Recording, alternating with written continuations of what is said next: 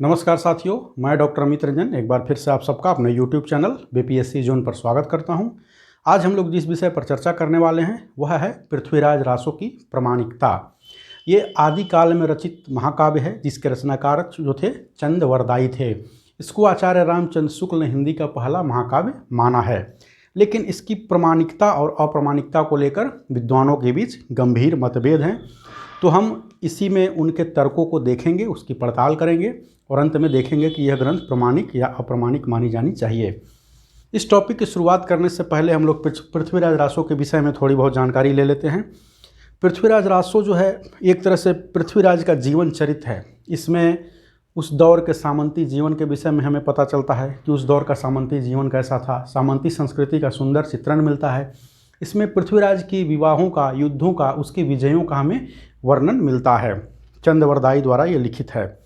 पृथ्वीराज रासो जो है 69 खंडों में 69 समय, जिसमें इसमें कहा गया है 69 समयों में विभाजित है। इसमें उस दौर के प्रचलित लगभग सभी छंदों का प्रयोग किया गया है। लगभग 68 छंद इसमें प्रयुक्त हैं, इसीलिए इसको छंदों का अजायब घर भी कहते हैं। इसका प्रधान अथवा अंगी रस जो है वो क्या है, वह वीर रस है, किंतु इसमें श्रृंगार रस भी हमें दिखलाई पड़ता है। पृथ्वीराज रासो की ये कुछ प्रमुख बातें थी। अब हम लोग विचार करते हैं पृथ्वीराज रासो की प्रामाणिकता और अप्रामाणिकता पर। विद्वानों का 3 समूह है। एक समूह यह मानता है कि पृथ्वीराज रासो जो है अप्रामाणिक ग्रंथ है, जिसमें आपको प्रमुख रूप से आचार्य रामचंद्र शुक्ल और डॉक्टर राम कुमार वर्मा आते हैं। इसके अतिरिक्त गौरीशंकर हीरानंद ओझा एवं डॉक्टर बुल्लर भी हैं जो मानते हैं कि पृथ्वीराज रासो जो है अप्रामाणिक ग्रंथ है। प्रामाणिक मानने वालों में हैं प्रमुख रूप से आपको आते हैं मिश्र बंधु, श्याम सुंदर दास, गारसा दत्तासी, ग्रियर्सन और कर्नल टाड।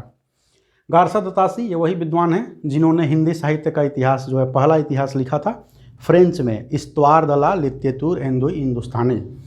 तो ये जो है विद्वान मानते हैं कि पृथ्वीराज रासो प्रामाणिक है।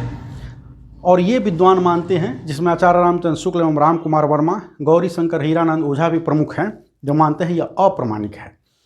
इन दोनों के बीच हजारी प्रसाद द्विवेदी जी मानते हैं कि यह अर्ध प्रमाणिक है।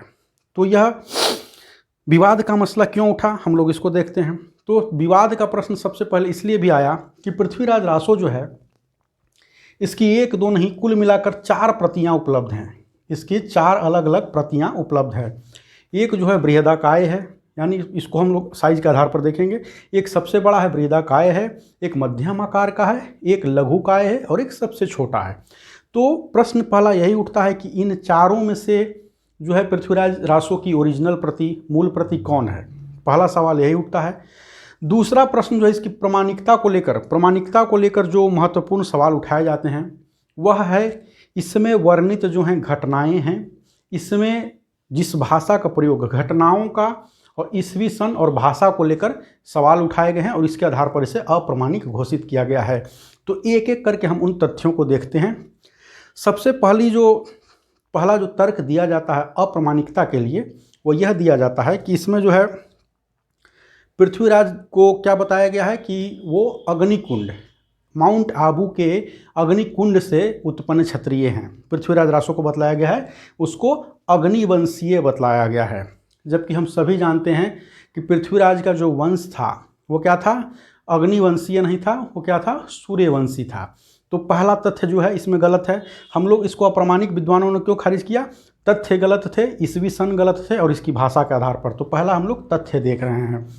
इसमें जो पहला वर्णित तथ्य यही है कि उसको अग्निवंशीय क्षत्रिय बताया गया है कि माउंट आबू के अग्निकुंड से उत्पन्न हुए थे, जो कि गलत है। दूसरा जो इसमें है कि पृथ्वीराज के 14 विवाहों का इसमें उल्लेख किया गया है। ऐसा कहा गया है कि पृथ्वीराज ने 14 विवाह किए थे। इतिहास सम्मत यह है कि 30 वर्ष की आयु के आसपास पृथ्वीराज की मृत्यु हो गई थी और इतने कम उम्र में 14 विवाह संभव नहीं है। तो यह भी एक गलत है। तो शादी के आधार पर कहा जाता है कि यह गलत है। तीसरा जो है इसमें पृथ्वीराज का जन्म और मृत्यु जो है उसकी तिथि और जो घटनाक्रम बताए गए हैं वह भी गलत इसमें दिया गया है। साथ ही साथ पृथ्वीराज के जो पिता हैं, पिता के भी मृत्यु का एवं उनके जीवन से जुड़ी घटनाओं का जो है वर्णन किया गया है वह इतिहास सम्मत नहीं है, मेल नहीं खाता है। और यह निश्चित रूप से सवाल पैदा करता है कि जैसा कि कहा जाता है कि पृथ्वीराज रासो के जो रचयिता थे चंद्रवरदायी, पृथ्वीराज के बहुत करीबी मित्र थे। पृथ्वीराज के बहुत करीबी मित्र थे, तो जो सबसे करीबी मित्र अगर किसी के विषय में कुछ लिखेगा तो वह उसकी छोटी सी छोटी जानकारियों के विषय में भी जानेगा। लेकिन इसमें बड़ी बड़ी जो हैं त्रुटियां हैं, जैसे कि पृथ्वीराज का वंश गलत बतला दिया गया, मैंने पहले बताया। उनके पिता के जीवन से जुड़ी हुई, उनकी मृत्यु से जुड़ी हुई जो घटनाएं हैं उसके विषय में गलत बताया गया। बात यहीं नहीं रुकती है, आगे चलकर यह होता है कि इसमें पृथ्वीराज की माता का नाम भी है गलत बतलाया गया है। इसमें बतलाया गया है कमला देवी।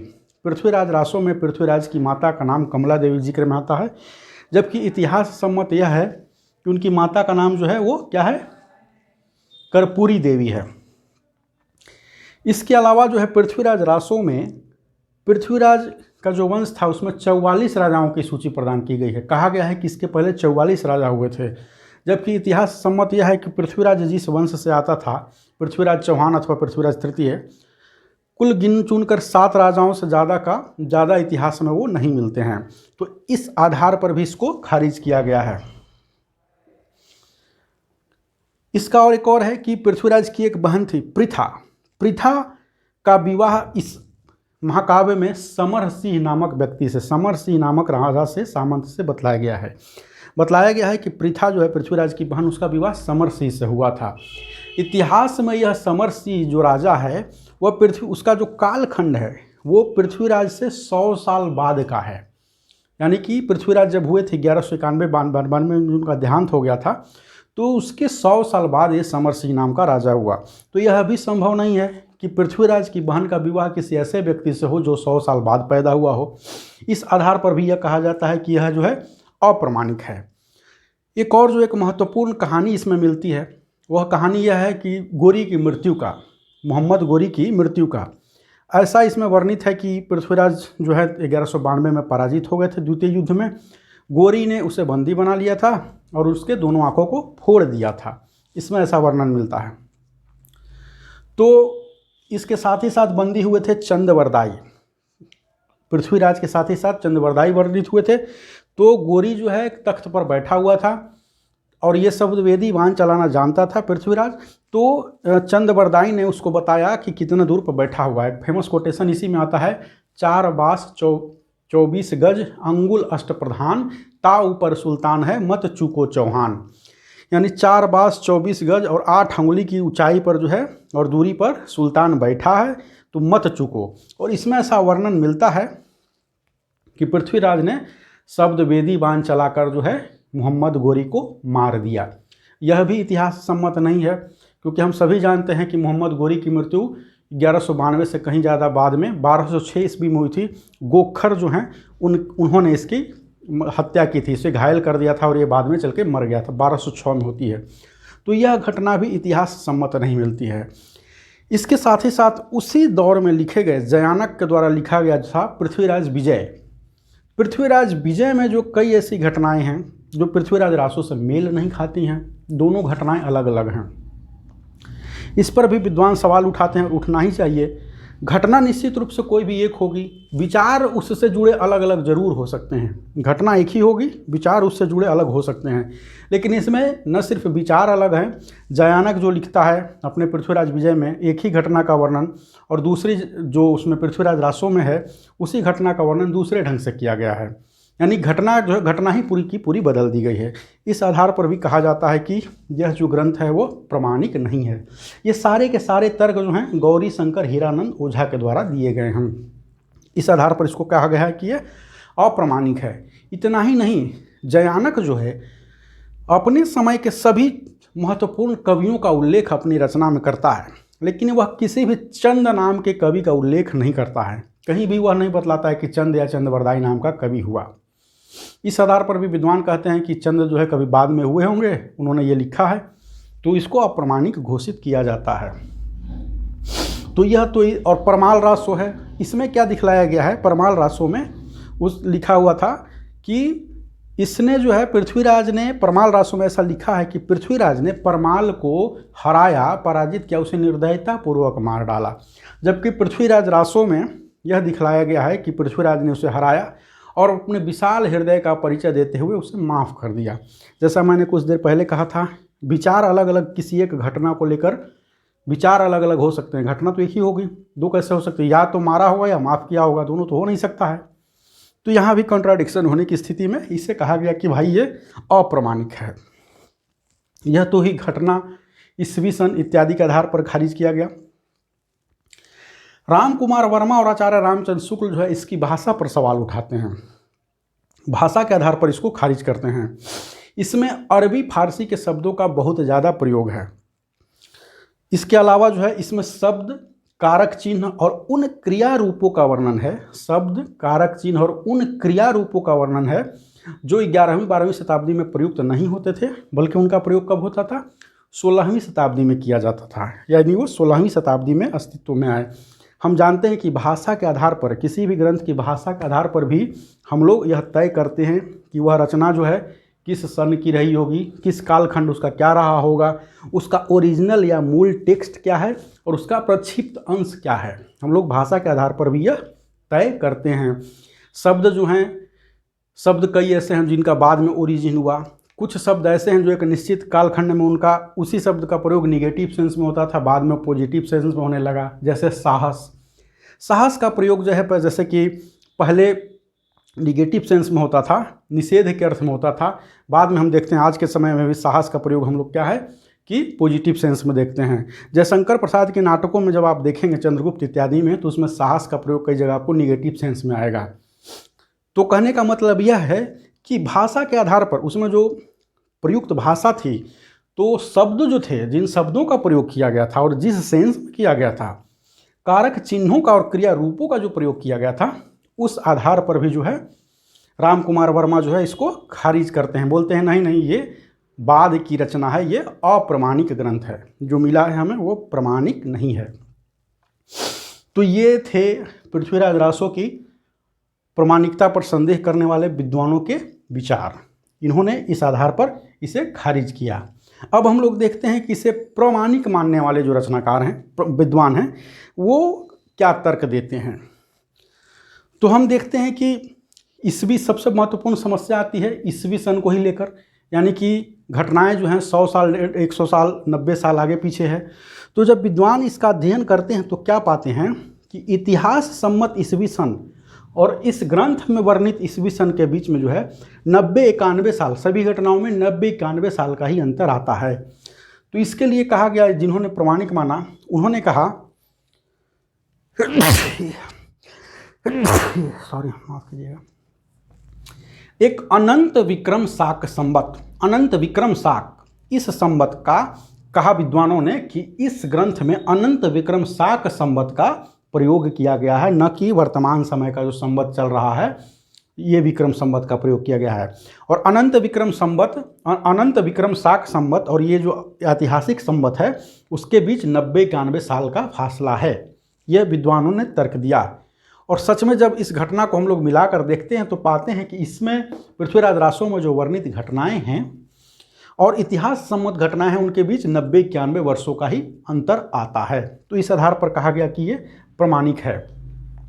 इसके अलावा भी प्रमाणिकता के और भी कई सारे तर्क दिए गए, जैसे कि आपने जयानक के विषय में यह कहा गया कि यद्यपि कि जयानक ने कवि चंद का उल्लेख नहीं किया, लेकिन इससे यह कैसे सिद्ध हो जाता है कि कवि चंद उस समय नहीं था। ऐसा संभव है, प्रमाणिक मानने वाले विद्वानों ने यह तर्क दिया और यह तर्क बिल्कुल सम्मत तर्क है कि यह संभव है कि दोनों बहुत बड़े कवि हुआ करते थे और दो समान स्तर के कवियों के बीच आपसी ईर्ष्या का होना कोई बहुत बड़ी बात नहीं है। तो हो सकता है जानबूझकर जो है इस कवि ने, जयानक ने जो है चंद का नाम जो है नामोल्लेख नहीं किया। तो इस आधार पर भी ये कहते हैं कि नहीं नहीं आपका तर्क खारिज है, ये प्रमाणिक ग्रंथ है। इन्होंने एक विशिष्ट प्रकार के संवत की ये कल्पना की, तो उस आधार पर जो है 90 साल का जो फासला होता था वो मिट गया। दूसरा, जयानक को बोलते हैं कि उस समय के दो बड़े कवियों के बीच आपस में प्रतिस्पर्धा का होना जो है ये कोई नई बात नहीं हो सकती है, ईर्ष्यावश भी हो सकता है उसने उनका नाम न लिया हो, छोड़ दिया हो। दूसरा, तीसरा आते हैं भाषा पर। भाषा में क्या कहा गया कि अरबी फारसी के शब्दों का प्रयोग बहुत है। बिल्कुल सही बात है, इस ग्रंथ में अरबी फारसी के शब्दों का बहुत ज़्यादा प्रयोग किया गया है। तो इसके मतलब अगेंस्ट में जो समर्थन में है वो यह विद्वान यह बतलाते हैं कि अरबी फारसी का शब्द जो है ऐसा नहीं है कि 11वीं 12वीं शताब्दी में ही आया है। ये कभी इनका मानना है इन विद्वानों का कि अरबी फारसी उस समय शुरू ही हुआ था, विदेशी आक्रांता मुस्लिम आक्रांता आए ही थे, फिर इतना ज़्यादा प्रयोग कैसे? तो इनका जवाब है कि नहीं, उसी समय 11वीं 12वीं शताब्दी में भारत में अरबी फारसी नहीं आया था, बल्कि 712 ईस्वी में जो पहला आक्रमण किया गया था मोहम्मद बिन कासिम के द्वारा, तो उसके बाद से ही जो है संक्रमण होने लगा था, न सिर्फ सांस्कृतिक रूप से बल्कि भाषाई रूप से भी। और अरबी फारसी के शब्द जो हैं वो उस समय से ही हमारे जो हैं समाज में आने लगे थे। इसलिए अरबी फारसी शब्दों की बहुलता के आधार पर भी इसे खारिज नहीं किया जा सकता है, न यह कहा जा सकता है कि यह बाद की रचना है। इसके साथ ही साथ जो है चंदवरदाई जो हैं ये लाहौर के थे, इनका जन्म जो है लाहौर में हुआ था, ऐसा कहते हैं कि उसका भी प्रभाव पड़ा था, इसलिए वो अरबी फारसी का उसमें बहुत ज़्यादा प्रयोग किया गया है। वैसे मिथक यह है कि जैसा कि मैंने शायद पहले भी बताया, चंदवरदाई, पृथ्वीराज रासो, पृथ्वीराज और एक घोड़ा, तीनों का जन्म एक ही दिन हुआ था और तीनों में आपस में बहुत प्रेम था। दो की मृत्यु एक ही साथ हुई थी, जैसा कि इसमें बताया गया है। तो ये प्रमाणिक मानने वालों विद्वानों का तर्क है। तो भाषा के आधार को वो खारिज कर देते हैं, ईस्वी सन इत्यादि के आधार को खारिज कर देते हैं। 44 जो राजाओं की वंशावली का वर्णन जो दिया गया है, तो चंद कौन थे? चंद इनके एक तरह से कह सकते हैं चारण अथवा दरबारी कवि थे। और उस दौर के परिवेश में हम क्या देखते हैं कि जो दरबारी आदिकाल की विशेषता में भी हम देखते हैं कि ऐतिहासिकता का अभाव आदिकालीन, संपूर्ण आदिकालीन साहित्य की विशेषता है। और चारण जो है कवि है, अपने राजा के विषय में बढ़ा चढ़ा कर बोलेगा। 44 राजाओं की पूरी सूची दे देने के पीछे प्रमुख कारण यह रहा होगा, या मेरी अपनी समझ है, कि इससे जो है वो उस वंश का जो है बहुत ही मतलब दिखाते होंगे कि हाँ बहुत ही प्राचीन वंश है। इसकी प्राचीनता बहुत, जैसे कि होता है ना कि हाँ इस वृक्ष की जड़ें बहुत दूर तक जाती हैं, बहुत गहरी हैं, बहुत लंबी हैं, ठीक वही बात यहाँ पर लागू होती है कि 44 राजाओं की सूची देकर ये दिखाना चाहते थे कि बहुत ही लंबे समय से चला हुआ, ऐसा दिखाना चाह रहे होंगे कि चला हुआ वंश है।